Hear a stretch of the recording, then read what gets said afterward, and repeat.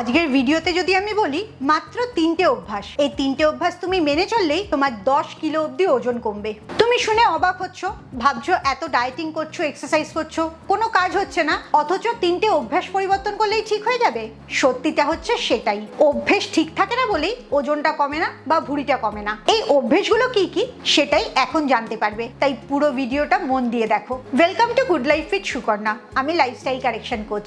আমার পার্সোনাল গাইডেন্সে তুমি যদি ওজন কমাতে চাও, নিজের জীবনটা ভালো করতে চাও, তাহলে আমার 2 ঘন্টার অনলাইন ইন্ট্রোডাকশন সেশন জয়েন করো।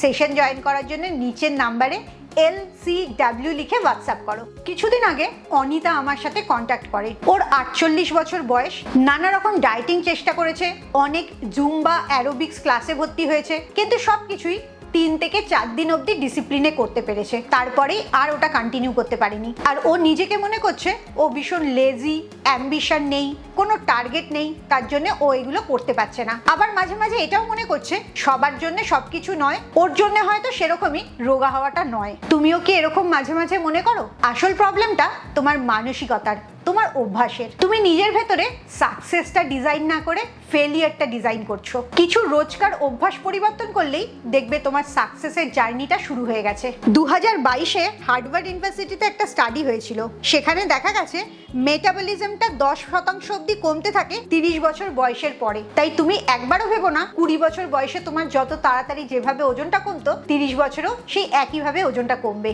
আর এই জায়গাটা থেকেই তোমার প্রথম ডিসিপ্লিনের শুরুটা। রোজকার অভ্যাস তৈরি করতে হবে, দিনের পর দিন ডিসিপ্লিন ওয়েতে সেই অভ্যাসটা পালন করতে হবে, তাহলেই দেখবে ধীরে ধীরে তোমার 10 কেজি ওজন কমে গেছে। প্রথম অভ্যাসটা হচ্ছে 2 মিনিটের অভ্যাস। স্ট্যানফোর্ড বিহেভিয়ারাল সায়েন্টিস্ট BJ ফগের একটা স্টাডি হয়েছে। সেখানে দেখা গেছে তোমার একটা হ্যাবিট তৈরি করার জন্য খুব ছোট ছোট পদক্ষেপ নিতে হবে, যাতে ব্রেনটা সেটাকে রিজেক্ট না করে। তাই যতবার তুমি মনে করবে কাল সকালে উঠে আমি 30 মিনিট হাঁটবো, ততবার তোমার হ্যাবিটটা সেট হবে না, তুমি ফেল করবে। কিন্তু তুমি যদি মনে করো এখনই তুমি 2 মিনিট হাঁটবে, তাহলে সেই হ্যাবিটটা কি কখনো ফেল করবে? এক্ষুনি ভিডিওটা পজ করে মোবাইলে স্টপ ওয়াচটা অন করে 2 মিনিট হেঁটে এসো, দেখবে কত সহজে তুমি এটা করতে পারবে। আর এতে তোমার মাথায় কোনো স্ট্রেস, টেনশন কিছুই হবে না। এখান থেকে একটা জিনিস প্রমাণ পেয়ে গেলে, যত বড় বড় গোল সেট করবে তত তুমি বেশি ফেলিয়ার হবে। গোলটা খুব ছোট সেট করো, দেখবে সেটা ঠিক করতে পারবে, কারণ ছোট গোলটা তোমার ব্রেনকে কোনো স্ট্রেস দেবে না। তাই কালকে থেকে 30 মিনিট না, 2 মিনিট করে খাওয়ার পরে হাঁটা শুরু করো।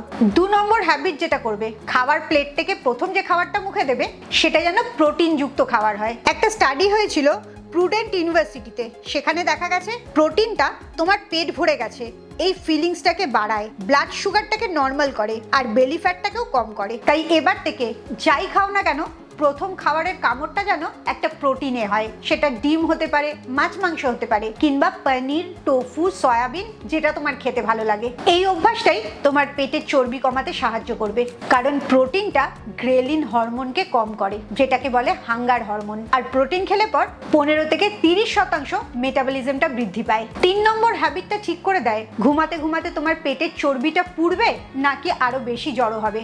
এটা হচ্ছে ঘুমাবার 3 ঘন্টা আগের রুল। হার্ভার্ড মেডিকেল স্কুলে একটা রিসার্চে দেখা গেছে যারা অনেক রাত্রিবেলা খাবার খায় তাদের ডাইরেক্টলি বেলি ফ্যাটটা বাড়তে থাকে। এমনকি তারা যদি কম ক্যালোরির খাবার খায় তাও তাদের বেলি ফ্যাটটা বাড়তে থাকে।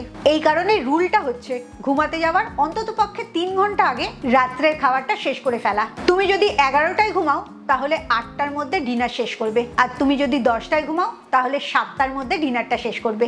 রাত্রিবেলা ঘুমাবার মধ্যে যখন তোমার পেটটা খালি থাকছে তখন ফ্যাট অক্সিডেশনটা অনেক বেড়ে যাচ্ছে, এতে তোমার ইনসুলিন সেন্সিটিভিটিটাও আরো বেটার হচ্ছে। তুমি আমাকে কমেন্টে লিখে জানাও তো কখন তুমি ঘুমাতে যাও আর ডিনারটা তার কতক্ষণ আগে খাও। এই 3টে হ্যাবিট তো মেন হ্যাবিট, যেটা করলে ধীরে ধীরে তোমার 10 কিলো ওজন কমবে। কিন্তু এর সাথে আরো বেশ কিছু অভ্যাস আছে, যেই অভ্যাসগুলো তুমি সারা জীবন করলে তোমার ওজন কমাবার জন্য এক্সট্রা কোনো টেনশন করতে হবে না। এমনিতেই তোমার ওজনটা কমবে আর সারা জীবন নর্মাল ওজনটাকে তুমি মেনটেন করতে পারবে। সেটা যদি জানতে চাও তাহলে এখান থেকে ভিডিওটা আরো মন দিয়ে দেখতে থাকো, আর অবশ্যই সবকটা অভ্যাস নোট করতে থাকো। যখনই তোমার খিদে পাবে বা খুব ক্রেভিং হবে তখনই কিছুক্ষণ দাঁড়িয়ে যাবে, অন্তত 10 সেকেন্ড দাঁড়িয়ে যাবে। ম্যাকমাস্টার ইউনিভার্সিটিতে একটা রিসার্চ হয়েছিল, সেখানে দেখা গেছে ক্রেভিংটা পিকে থাকে মাত্র 10 সেকেন্ডের জন্য, তারপরে ওটা নিচে নেমে যায়। তার মানে তোমার প্রচন্ড খেতে ইচ্ছে করছে, এটাকে তোমার মাত্র 10 সেকেন্ডের জন্য কন্ট্রোল করতে হবে। এই 10 সেকেন্ড কন্ট্রোল করে নিলেই দেখবে ক্রেভিংটা কমে যাচ্ছে। আর যখনই তুমি তোমার ক্রেভিং এর উপর কন্ট্রোল নিয়ে নিচ্ছ তখনই তুমি অর্ধেক কাজ অটোমেটিক্যালি ঠিক করে ফেলছো। এরপরে যে অভ্যাসটা করবে সেটা হচ্ছে 5 মিনিটের একটা সকালের অ্যাঙ্কার। ইউনিভার্সিটি অফ লন্ডনে একটা রিসার্চে দেখা গেছে তোমার সকালবেলায় যে স্টেবিলিটিটা থাকে সেটাই তোমার সারাদিনে কনসিস্টেন্সিটা 3x বাড়িয়ে দেয়। তাই এবার থেকে সকালবেলা ঘুম থেকে উঠেই ফোনে হাত দেবে না, সে জায়গায় শান্ত হয়ে ঘুম থেকে উঠে 1 গ্লাস উষ্ণ গরম জল খাবে, তারপরে ধীরে ধীরে নিঃশ্বাস নেবে আর নিঃশ্বাসটা ছাড়বে, 5 বার ডিপ ব্রিদিং করবে, এরপরে 5 মিনিট হালকা স্ট্রেচিং করবে, আর তারপর কিছু পজিটিভ সেন্টেন্স নিজেকে বলবে। যেমন ধরো, আমি আমার শরীরকে সুস্থ রাখার জন্য খাই, আমি লোভে পড়ে বা ইমোশনাল হয়ে খাই না। নিজের একটা হেলদি সেলফ দেখার চেষ্টা করবে। সকালের এই 5-10 মিনিটের হ্যাবিটটা দেখবে তোমার লং রানে বেনিফিট দিচ্ছে। যত দিন যাচ্ছে তত তুমি সুস্থতার দিকে এগিয়ে যাচ্ছ আর ওজনটা হু হু করে কমতে শুরু করছে, কারণ তুমি তোমার মাইন্ডটাকে রিসেট করছো। আরেকটা হ্যাবিট দেখা গেছে, সেটা হচ্ছে অনেকের ক্ষেত্রে ঘুম থেকে ওঠার 1 ঘন্টার মধ্যে যদি ব্রেকফাস্ট করে তাহলে তার মেটাবলিজমটা অনেক বাড়তে থাকে। সেল মেটাবলিজম জার্নালে এই স্টাডিটা হয়েছিল, সেখানে বলেছে ঘুম থেকে ওঠার 1 ঘন্টার মধ্যে ব্রেকফাস্ট করলে তোমার রক্তের ভেতরে গ্লুকোজটা অনেক কন্ট্রোলে থাকে, আর এই কারণে সারা দিন ধরে ফ্যাট বার্নিং হতে থাকে। তবে ঘুম থেকে উঠে 1 ঘন্টার মধ্যে ব্রেকফাস্ট করলেই হবে না, ব্রেকফাস্টে কি করছো সেটার উপরেও নির্ভর করে। সবসময় ব্রেকফাস্টে যেন প্রচুর পরিমাণে প্রোটিন থাকে আর ভালো ফাইবার থাকে। এবারে এমন একটা হ্যাবিট বলবো যেটাতে এক্সারসাইজ ছাড়াই এক্সারসাইজের মতন ফ্যাট বার্নিং হবে, সেটা হচ্ছে নন এক্সারসাইজাল অ্যাক্টিভিটি থার্মোজেনেসিস, NEAT। এটা কোনো এক্সারসাইজ না, কিন্তু এক্সারসাইজের মতনই তোমার ফ্যাট বার্নিং হবে। রিসার্চে দেখা গেছে NEAT তোমার এক এক দিনে 200 থেকে 600 অব্দি ক্যালোরি বার্ন করে। তুমি এটা কিভাবে করবে? তোমার যদি বাগান করার অভ্যাস হয় সেটা করতে পারো। তুমি যখন কারোর সাথে ফোন করো তখন এক জায়গায় বসে ফোনটা না করে ঘরের মধ্যে বা অফিসের মধ্যে পাইচারি করতে করতে ফোন করতে পারো। এক জায়গায় 30 মিনিট বসে থাকলে তারপরে উঠে 5 মিনিট একটু হেঁটে নেবে, কিংবা কোথাও যদি সিঁড়ি আর লিফট দুটোর অপশনই থাকে, 2-3 তলা হলে সেখানে সিঁড়ি দিয়েই ওঠানামাটা করবে। এই সবগুলো তোমার অনেক ক্যালোরি বার্ন করবে, কিন্তু এর জন্য এক্সট্রা টাইমও লাগবে না, আর তোমার মনেও হবে না তুমি কোনো এক্সারসাইজ করছো। এবারে আসি জল খাওয়ার অভ্যাসে। এই জল না খাওয়ার জন্য তুমি প্রচুর বেশি খাবার খাও এবং শরীরটা ড্রাই থাকে বলে ফ্যাট ডিপোজিশনটাও বেড়ে যায়। স্টাডিতে দেখা গেছে যে মহিলারা 500 ml এর বেশি জল খায় ঠিক খাওয়ার আগে, তাদের 44% অব্দি ওয়েট লস হয় মাত্র 2 থেকে 3 মাসের মধ্যে। তাই প্রত্যেকবার খাওয়ার 30 মিনিট আগে 1 গ্লাস জল খাবে, আর হেঁটে আসার পর আরো 1 গ্লাস জল খাবে। এছাড়াও সারাদিন অল্প অল্প করে জল খেতে থাকবে, যাতে জলের খিদেটা তুমি খাবারের খিদে বলে গুলিয়ে না ফেলো। এরপরে যে অভ্যাসটা চেঞ্জ করবে সেটা হচ্ছে ইমোশনাল ইটিং এর অভ্যাস। খাওয়ার আগে ভাববে এই যে খাবারটা খেতে যাচ্ছ, এটা কি তোমার খিদে পেয়েছে বলে খেতে যাচ্ছ, নাকি খেতে ইচ্ছা করছে বলে খেতে যাচ্ছ, নাকি খাবার টাইম হয়ে গেছে তাই খেতে যাচ্ছ। ইমোশনালি খেলেই সেই খাবারটা তোমার শরীরের প্রয়োজন থাকছে না এবং তার জন্য চর্বি জড়ো হচ্ছে। তাই শুধুমাত্র যখন খিদে পাবে তখনই খাবারটা খাবে।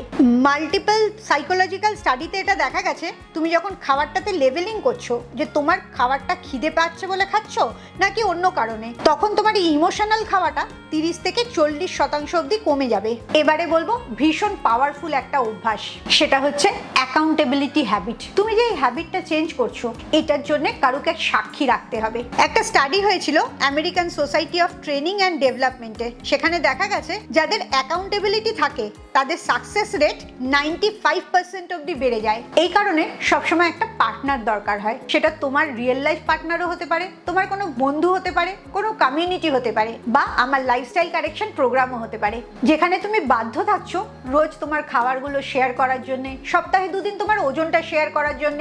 তুমি যেখানে ডিমোটিভেটেড হয়ে যাচ্ছ সেখানে মোটিভেশন পাচ্ছ, একটা গ্যাদারিং এর মধ্যে গুড হেলদি কম্পিটিশনের মধ্যে থাকছো, তোমার একটা অ্যাকাউন্টেবিলিটি থাকছে, আর এই কারণেই সাকসেস রেট তোমার এখানে 100% হচ্ছে। অনিতারও লাইফস্টাইল কারেকশন প্রোগ্রাম জয়েন করেই এত কিছু হ্যাবিট চেঞ্জ হয়েছে এবং উপকার হয়েছে। তাই তুমিও যদি এই প্রোগ্রাম সম্বন্ধে জানতে চাও, আমার 2 ঘন্টার অনলাইন সেশন জয়েন করার জন্য নিচের নাম্বারে LCW লিখে হোয়াটসঅ্যাপ করো। আসলে ওজন কমানোটা কোনো টিপসের কাজ না, বা রাতারাতি ম্যাজিক হয়ে যাবে এরকমও কাজ না। ওজন কমানোটা কিছু সঠিক অভ্যাস দিনের পর দিন করে যাওয়ার কাজ। অভ্যাসটা তোমার সাথে যদি মিশে যায়, তাহলে কোনোদিনই তোমার আর ওজন বাড়বেও না এবং অসুস্থতা আসবে না। ফিজিক্যালি আর ইমোশনালি তুমি সবসময় সুস্থ থাকতে পারবে। এই এতগুলো হ্যাবিটের মধ্যে তুমি কালকে থেকে কোন হ্যাবিটটা শুরু করছো এক্ষুনি আমাকে কমেন্টসে জানাও। রাত্রে ডিনারটা যদি তুমি না খাও, তাহলে 14 দিনের মধ্যে তোমার অনেক ভুঁড়ি কমাতে পারবে। কিন্তু এরও একটা সঠিক নিয়ম আছে।